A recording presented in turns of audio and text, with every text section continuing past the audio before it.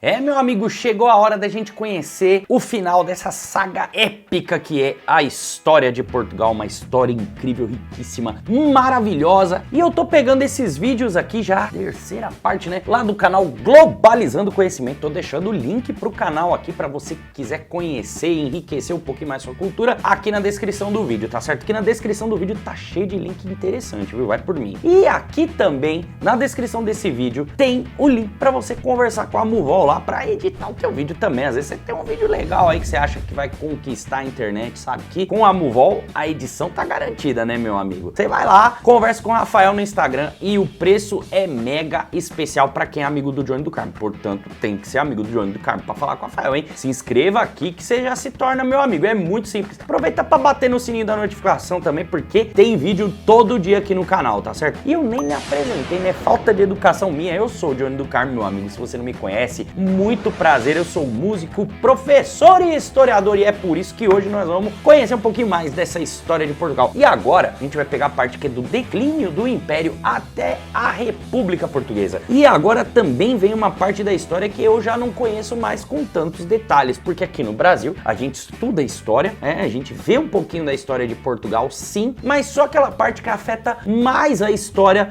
mais diretamente a história brasileira, né? Até a nossa independência. A partir da independência do Brasil em 1822, a história portuguesa já fica bastante descolada aí da história brasileira. E é justamente, eu acho que é esse período que a gente vai ver aqui no vídeo agora. Então, meu amigo, já sente-se confortavelmente, pegue uma bebida, uma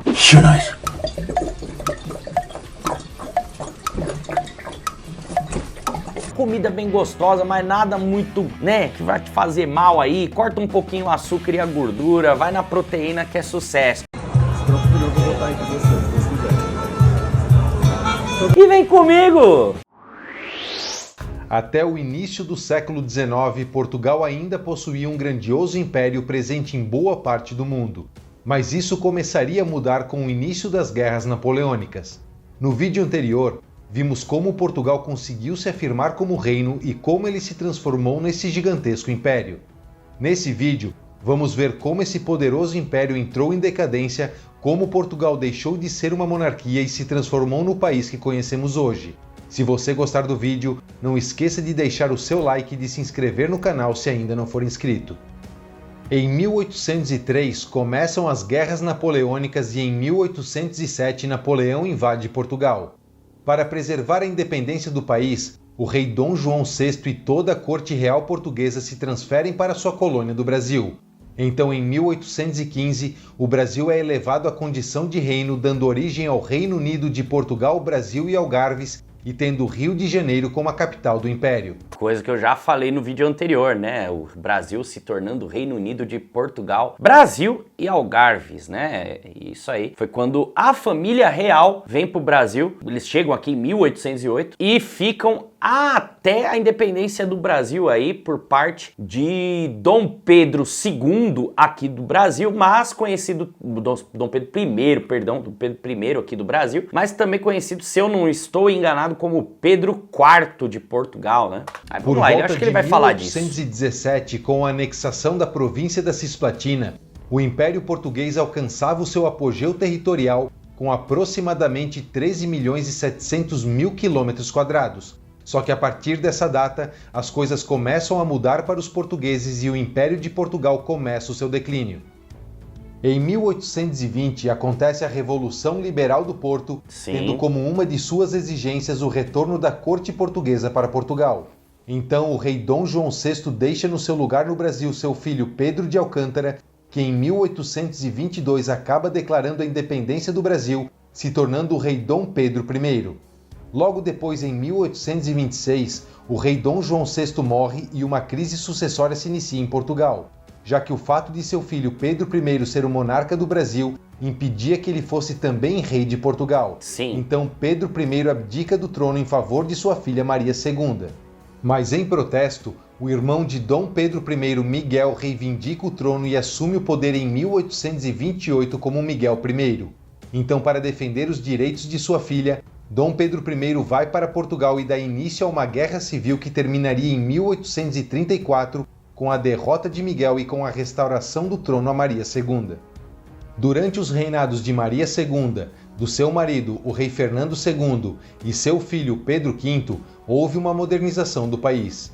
Estradas, ferrovias e telégrafos foram construídos e melhorias na saúde pública avançaram depois que um surto de cólera atingiu Portugal entre 1853 e 1856. A partir deste momento é quando a história portuguesa, aquele momento que eu disse que a história portuguesa se descola da história do Brasil, né? Dom Pedro I do Brasil vai para Portugal nos conflitos com o seu irmão, ele garante então o trono, né? A continuidade do trono português com a sua filha Maria II. Ele morre pouquíssimo tempo depois, né? Ele não vive muito tempo, ele morre muito jovem, mas a partir daí, né? E ele deixa aqui no Brasil o trono para o seu filho também, Pedro II, que na época tinha 5 anos de idade, cria uma crise também no governo brasileiro, entra um período das regências, depois a maioridade do Dom Pedro II é diminuída para que ele assuma o governo do Brasil, e aí segue a história do Império Brasileiro até a deposição desse imperador, já com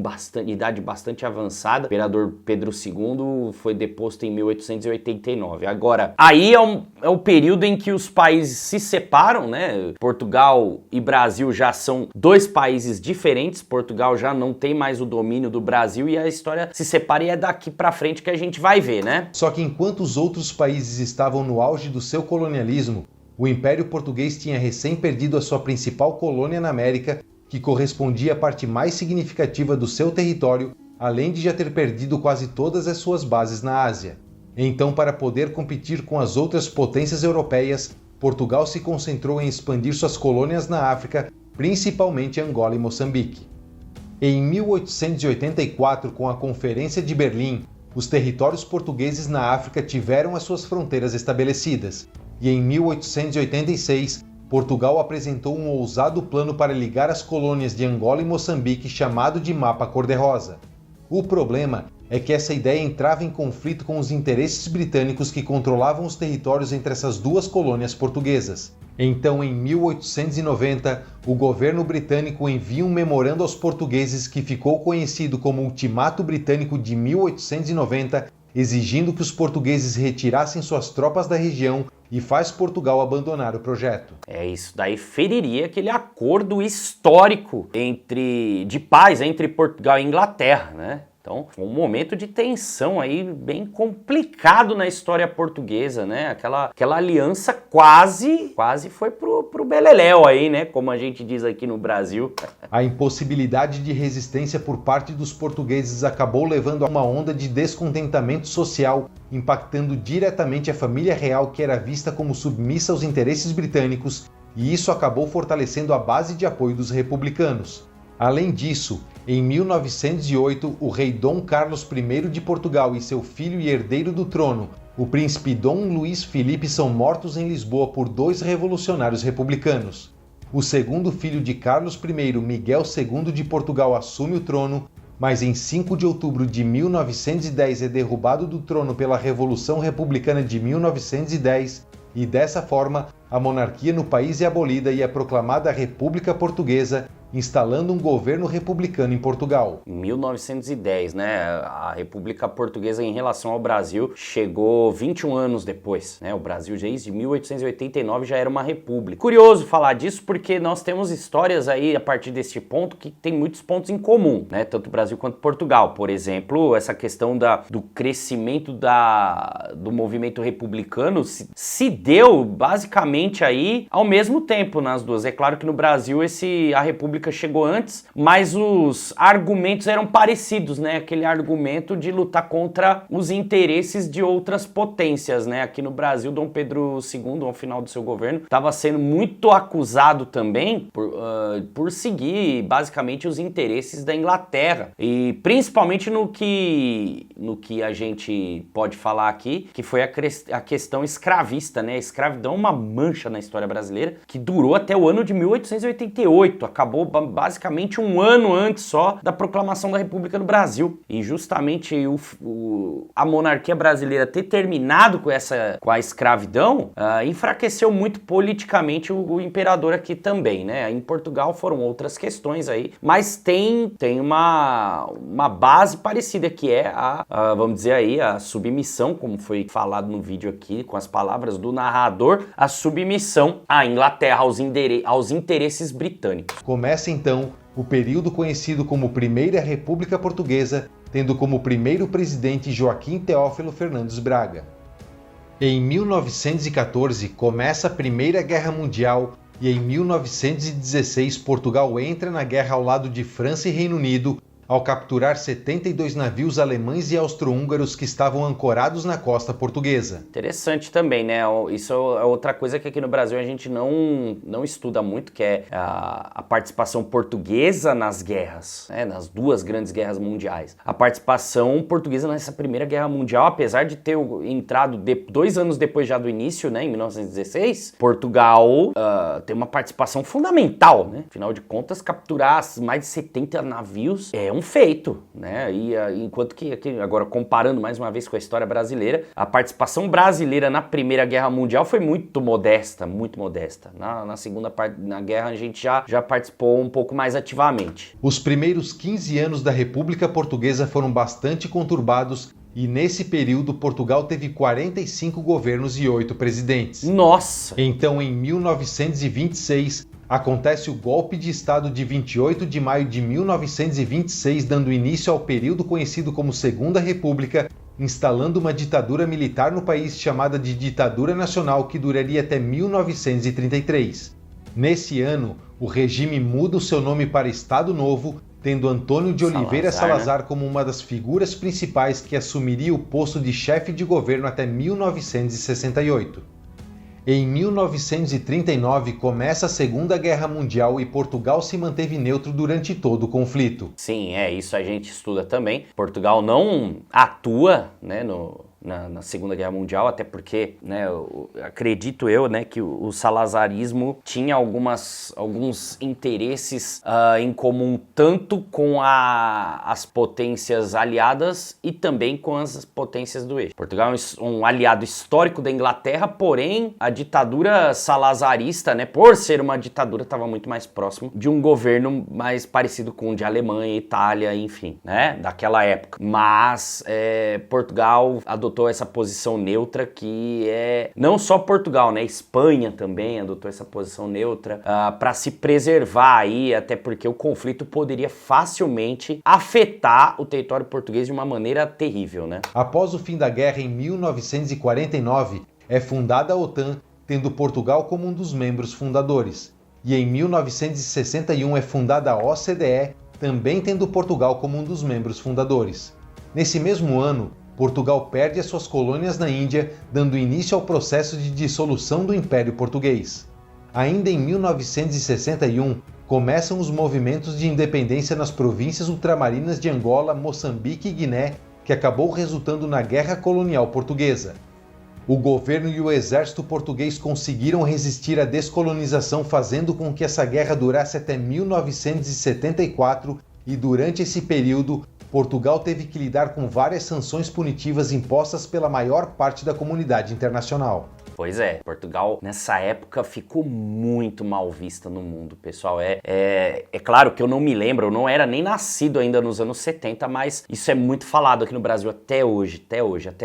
E acredito que muito a parte da questão de Portugal ainda sofreu um certo preconceito por pessoas aqui do Brasil tem a ver com isso, sabe? Principalmente aquela galera mais velha aqui ainda lembra disso e, né, as imagens das guerras passavam na TV, nos telejornais, e isso deixou Portugal muito impopular aqui no Brasil também. Isso acabou levando à Revolução dos Cravos, também chamada de Revolução de 25 de abril de 1974, como resultado de um movimento político e social liderado por capitães que participaram da Guerra Colonial e que acabou com um regime ditatorial no país, dando início ao período conhecido como Terceira República. Se iniciou então um período de turbulência social e disputas de poder entre forças de esquerda e de direita, e em 1975 a tensão no país era tão grande que quase levou a uma guerra civil em Portugal. Mas a vitória de um grupo oficial das Forças Armadas de Portugal, chamado de Grupo dos Nove, impediu o estabelecimento de um Estado comunista e pôs um fim na estabilidade política no país.